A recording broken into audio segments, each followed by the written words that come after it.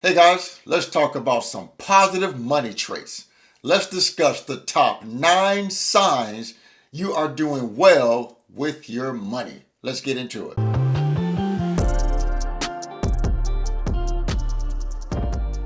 Hey guys, welcome back to the channel. Frank Talks Money. Real quick guys, I just need that one small favor. Remember to smash that like button. The more likes the video receives, the more the algorithm will share the video with more like-minded people like you and me. Now let's get right into the content. So guys, came across this TikTok clip I want to share with you guys. They're discussing the top 9 signs that you are doing well with your money. Guys, you don't have to be wealthy to be doing well with your money. You don't have to be wealthy to be financially stable. You don't need to be that. You just need to be able to pay your bills, invest your money, be able to pay your bills on time, save a little money. Those are signs you are doing well with your money. Now let's get right into the video. Top 9 signs you're actually doing pretty well with your money. A definitive crowdsourced list provided by you. Here we go. Number 9, replacing all 4 tires at once. I just had to do this. Number 8, paying your credit cards in full on time. So guys, let's discuss those two. Buying all 4 tires at once. I'm going to be honest with you. Before I was financially stable, I bought my tires 2 at a time. I would buy 2, then go back in a couple months, then buy the other 2. Once I became financially stable and I could afford to buy all of my tires all at once, I bought all 4 tires all at once. I just bought tires on my everyday car last year. They was like $1,200. Bought them all at once. Now next year in 2026, my Camaro needs tires. But I plan on getting rid of my Camaro and trading it in on my Corvette. But if I end up keeping the Camaro, it needs new tires, and those tires will be about $1,500. You best believe I'm gonna be buying all 4 tires at once. Credit card payments. Once I became financially stable, I pay my credit cards in full every month. I do not want to give the banks free money. I don't want to do it, guys, and neither should you. Every month. Number 7, putting things on auto pay.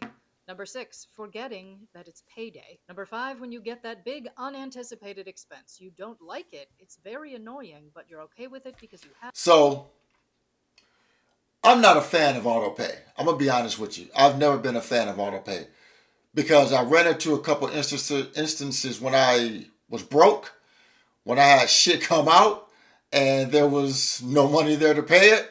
So I would either overdraft or bounce a check, and or they would take the money out. Then I got no money left because I wasn't prepared.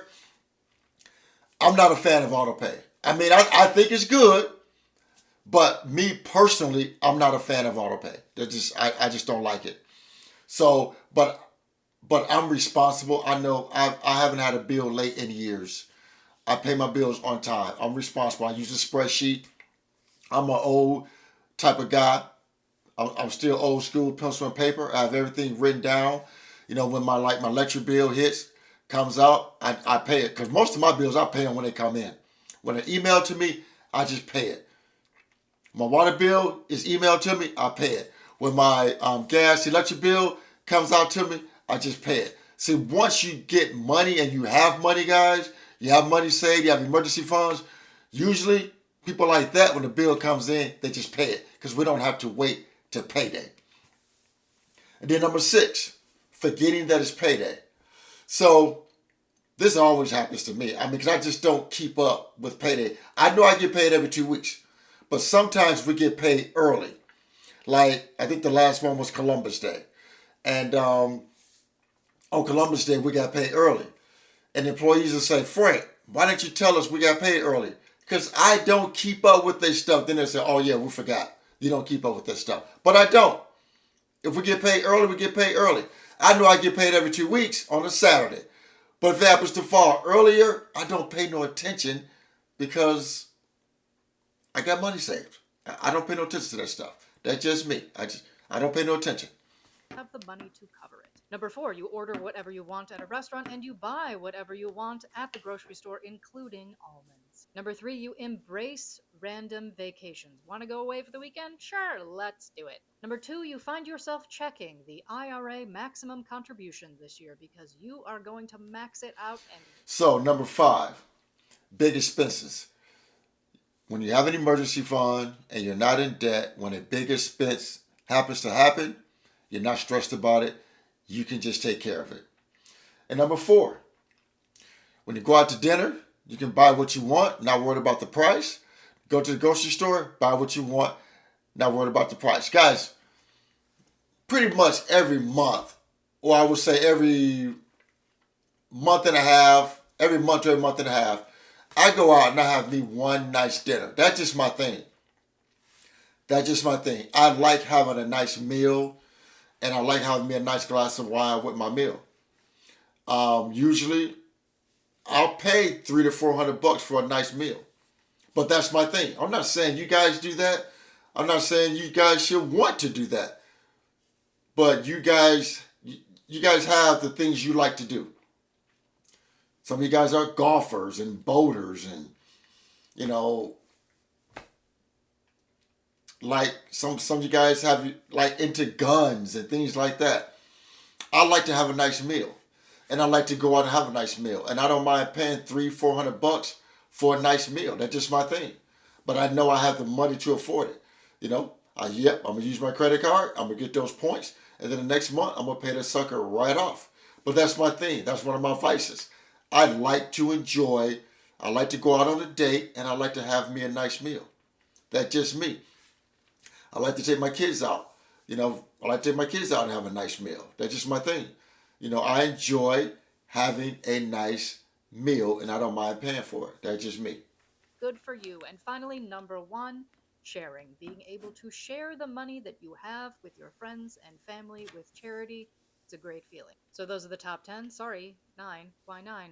You're going to have to come back later and find that out. I'm not giving it all away at once. I'm Christine from Brightfin. We're building social finance for middle earners. So I do this also, random vacations here and there. I may just be sitting here. I might be driving home from the game tomorrow and be thinking, you know what? I think in a couple of weeks I'm going to book me a trip and just go to Florida for a couple of days. And I'm going to go to Miami for a couple of days. I'm going to go to LA for a couple of days. Because again, I'm not stressed about the money. I can do what I want to do freely because the issue of money is not part of the equation. I can just do it because I don't have to worry about the money. Then number 2, I love checking my investments. I love seeing how much money I invested because that just gets me geeked up to invest more money, to want to invest more money. I like it. I like the stock market. I love checking the stock market. I like to see what's going on. I like to see how my investments are doing, seeing if I may need to want to invest in something else. I just love the whole idea of investing and everything that encompasses that. So, and like she said, sharing and giving money. Once you get to a point, guys, to where you're not worried about money, you don't mind helping and sharing money with others. Broke people don't give money away because they're trying to stick onto every freaking, but here's the deal though. Broke people don't like helping people or giving money away, but they're so quick to give it away in consumption. Consumerism.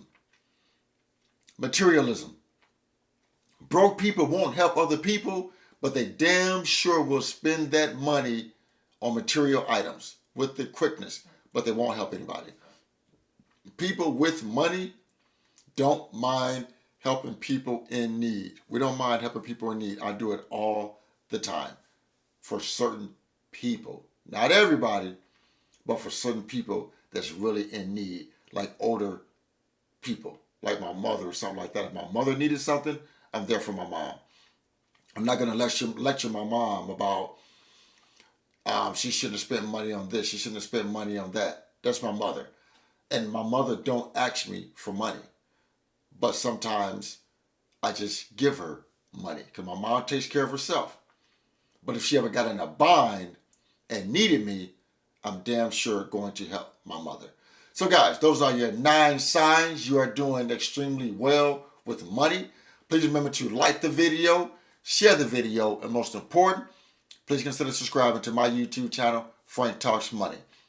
And with that, guys, always remember, financial decisions you make today will impact your financial life tomorrow. Thanks for tuning in. Frank Talks Money. I'm out here.